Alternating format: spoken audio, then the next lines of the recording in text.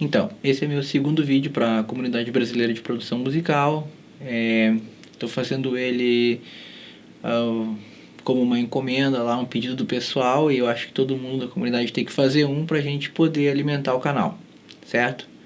Bom, o pessoal pediu alguns tópicos sobre a parte de criação e também da organização. Eu que trabalho com criação publicitária.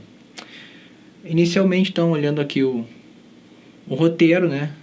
Como é que eu recebo um pedido de trabalho e como é que eu organizo isso? O trabalho ele vem num briefing, normalmente de uma agência ou de uma house, que é uma agência que fica dentro do próprio cliente.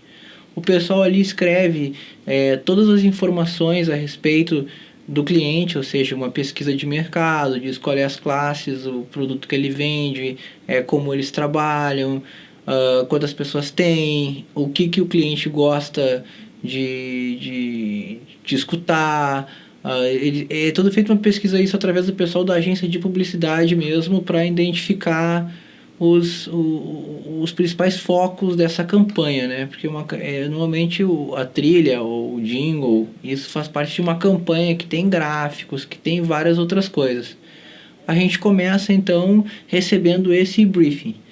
Quando o briefing chega para mim, eu normalmente entro em contato com o diretor de criação. O diretor de criação é uma função que tem na agência, é um cargo que tem na agência, que é o cara que pega as informações que são coletadas dentro da própria agência pelo atendimento. Atendimento é quem entra em contato com o cliente, e em várias reuniões que eles fazem. Essas reuniões são chamadas de brainstorming, que são reuniões onde todas as ideias são jogadas ali dentro até que se criem alguns tópicos que eu vou falar daqui a um pouco mais.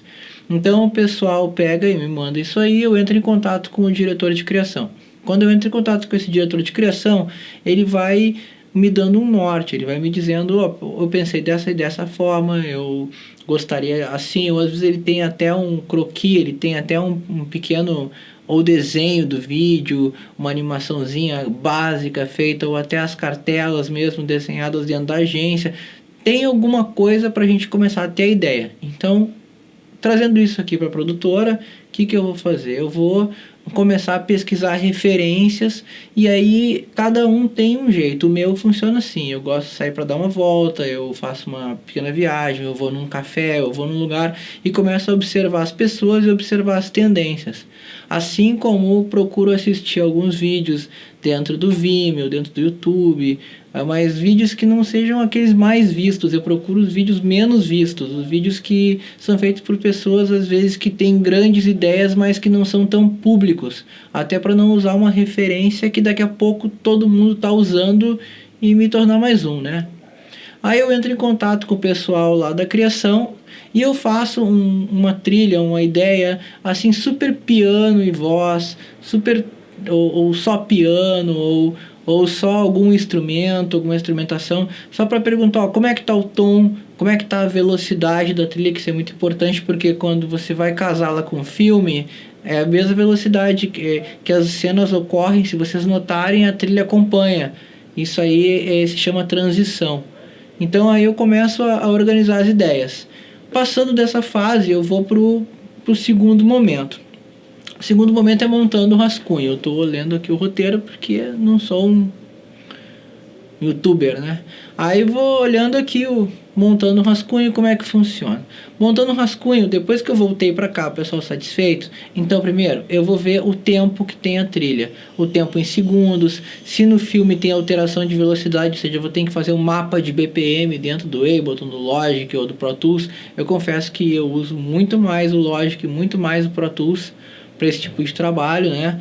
E então eu vou começar a criar ali dentro. Aí eu vou vendo as imagens, até aí eu já devo ter alguma prévia das imagens, e vou começando a montar. Digamos que tem uma pessoa que tem que correr, tem que mudar o BPM. Então eu não preciso fazer um outro projeto, posso dentro do mesmo projeto fazer um mapa de BPM e ir acompanhando essas cenas. Então eu começo a fazer uma pesquisa dos loops, dos timbres, das coisas que eu vou usar ali dentro. Às vezes eu preciso pegar então timbres que sejam mais dramáticos. Eu vou para coleções como da East West, que são coleções que são bem cinemáticas. A própria Native tem ali o Complete, que tem muita coisa bacana também para filme. Dentro os próprios sintetizadores você consegue criar atmosferas bem bacanas e fazer um timbre com a sua identidade. Acho que o mais importante é o seguinte: você não pode usar um timbre que todo mundo usa. Acho que você tem que modificar o seu timbre. Essa é grande parte da brincadeira. E começa a separar os loops também. É bacana usar loops porque o loop é um atalho, o loop é super bem tocado e o loop, muitos deles você compra o direito autoral de uso. Então vamos dizer, se você vai lá no Loop Master, você vai ver ali que ele tem direito autoral de uso livre. Ou seja, você vai pagar ele e depois você pode utilizar em peça publicitária, pode usar em peça em música, pode usar em N coisas. É importante observar isso para você evitar de repente um desconforto com o cara que criou o loop lá. E outra coisa bacana dos loops é que você vai organizando. Às vezes você encontrou um loop bacana, mas não é para esse trabalho, mas durante a pesquisa você encontra ele. Vai lá, guarda, né, faz uma biblioteca. Eu costumo dizer que assim, a HD é barato por isso, né, porque você consegue fazer um monte de pastas com um monte de bibliotecas que um dia vai usar. Eu inclusive não chamo meus loops pelo nome dos loops que eles vêm.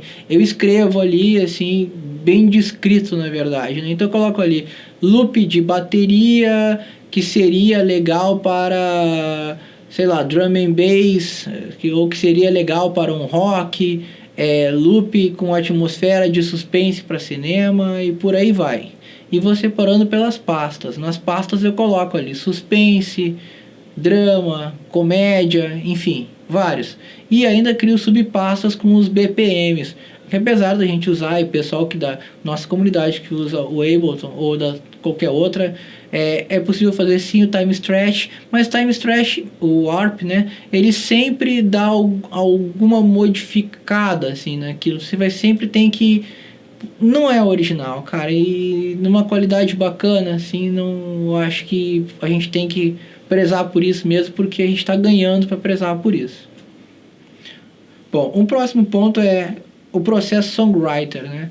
Eu começo a escrever a música, eu particularmente, como eu toco mais, o meu instrumento mais é o teclado, é o piano, eu faço todo o esqueleto dela ali. Então eu monto os acordes, estudo a dramaticidade, estudo como é que o acorde está atingindo a cena, como o acorde está funcionando na cena, e eu vou colocando eles aos pouquinhos ali dentro e olhando a cena e comparando com o som, vendo se ele dá a tensão necessária, né? Não é atenção, é tensão necessária, e se ele tem aquela tessitura bacana, assim, ou seja, ele não, de repente não está roubando a cena por ser uma coisa muito densa. Às vezes você coloca muita instrumentação, fica muito denso.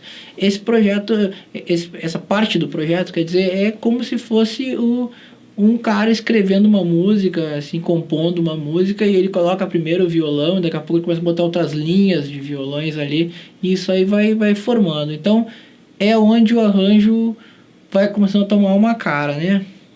Depois tem a organização dos canais. Eu gosto de organizar os canais assim, eu faço blocos nos canais. No Ableton é possível você fazer assim, então, se você utilizar a seção de clips, por exemplo, você vai colocando ali todas as linhas verticais, né, do clipe com o mesmo tema, enquanto as linhas horizontais do clipe vão seguindo as próximas partes do tema. Então vai a intro, o A, o B, o C e tal, até mesmo antes de montar o arranjo na próxima, porque eu posso testar, quero repetir o A 4 vezes, deixa ele rodando.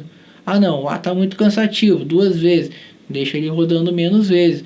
Vou fazendo esse processo até para montar. Eu chamo isso de pattern, né? Porque vem da época ali da Akai, dos próprios teclados, do Roland MK ali, que a gente chamava isso de pattern, que é o padrão.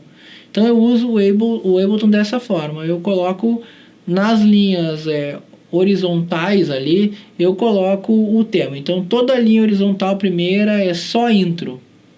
Aí pula para a segunda linha, é só o A, o B. Só que eu faço o seguinte: eu separo, digamos que deram 8 linhas ali do primeiro tema. Aí eu deixo 2 linhas em aberta e começo as linhas do segundo tema. Ou seja, eu deixo todos os temas montados dentro de um único projeto.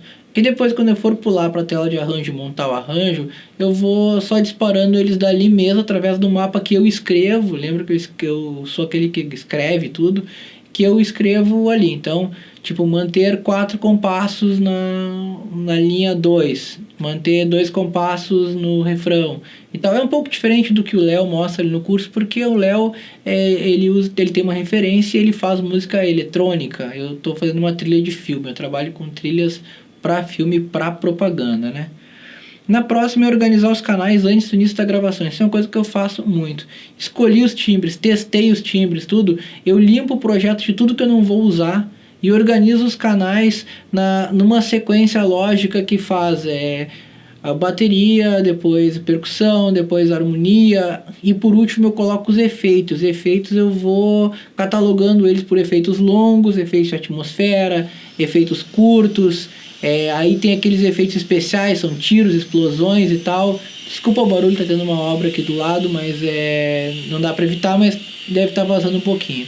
E aí vão colocando esses efeitos. Por que coloco os efeitos no final? Porque efeito normalmente se repete várias vezes e às vezes você precisa trocar eles, né? Bom, aí eu faço 3 processos que são de mixagem. Esses trabalhos são, na verdade, para mostrar, da mesma música, certo? Da mesma trilha. É só para mostrar para a agência e também para mim se o trabalho está bacana ou não. Então eu não vou fazer toda aquela mixagem de colocar, equalizar, de trabalhar compressão e tal, a não ser que sejam coisas criativas, uma equalização criativa para puxar uma determinada frequência naquele momento, até para formar o timbre, certo? Então eu faço uma equalização de volume. Essa primeira é para mostrar para o diretor, é para mostrar para o pessoal ver se está legal. Depois eu faço uma versão do editor, que é uma versão minha da mixagem. Aí eu vou chamar aqui o diretor para fazer, para escutar, né? E vou fazer junto com ele uma versão do diretor.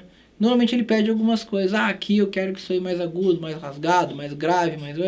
Vamos lá, vamos trabalhar em conjunto com o diretor. Então você vê que o trabalho termina em 3 mixagens diferentes e cada mixagem tem um foco, certo? Esse eu chamo de processo de apresentação.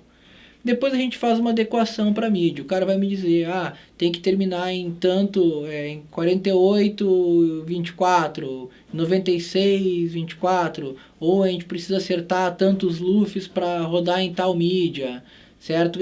O processo de adequação, na verdade, ele é uma masterização, ele é após a masterização, só que ele adequa para as mídias atuais. Então tem uma adequação para YouTube, uma adequação para Vimeo, e às vezes tem a adequação do diretor mesmo. O cara pode querer que o áudio fique lá embaixo, fique mais baixo, para ter que prestar mais atenção, chamar mais atenção para alguma coisa. Quer dizer, isso aí você tem que conversar com ele e fazer esse processo de pós, essa finalização. A gente chama de adequação. E por último tem então a defesa do material. Defesa do material é quando eu vou apresentar no final, normalmente tem uma reunião. Essas reuniões ultimamente têm sido feitas por FaceTime, Skype, mas às vezes está com a agência, onde eu preparo um texto para defender o porquê que eu estou usando aqueles timbres, por que eu estou usando aquela sequência de sons, por que eu estou usando esse material dessa forma. Né? Então é uma defesa do material, é uma forma de que eu possa não ficar improvisando na hora para conversar com as pessoas, explicando o porquê e como utilizar a minha trilha. Às vezes eu digo, aqui esse efeito aqui parecia ser assim, eu criei ele assim, mas por que eu criei ele assim? Né?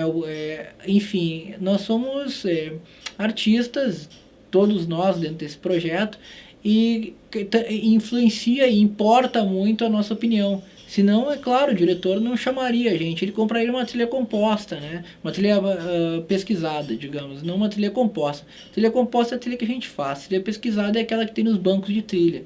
Então acho que é legal você mostrar assim, o porquê você fez aquilo e também saber se defender e defender o seu trabalho.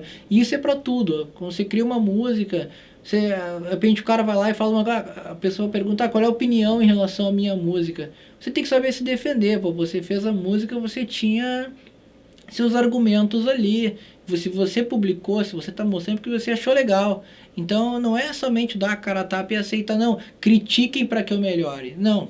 Faz bem feito e aí depois pede a opinião das pessoas. Não é a opinião das pessoas que vai te levar a tua finalização. Na verdade, a tua finalização vem de uma questão dos teus gostos, do teu momento, e assim você vai cativar o seu público com a verdade. Então, valeu galera lá da comunidade, um grande abraço, até a próxima semana. Feito!